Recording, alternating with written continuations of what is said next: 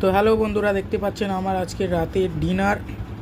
এখানে আছে যে মুরগির স্কিন হয়, মুরগির স্কিন কষা কষা দিয়ে এখানে ভাত, কষা দিয়ে এখানে মুরগির স্কিন কষা আর ভাত, গরম গরম ধোঁয়া ওঠা।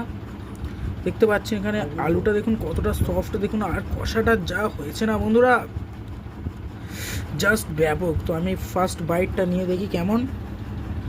তো তো আমি একটু একটু করে এই মুরগির ছাঁট কষাটা দিয়ে ভাত খেয়ে নিই। এই হলো মাংসের পিস। তো দেখতে পাচ্ছেন কতটা সফট হয়েছে মাংস, ফ্রেশ। এটা হলো হাড়ের একটা খুবই আমার পছন্দের পিস, যেটা আর কি মুরগির পায়ের কাছে থাকে।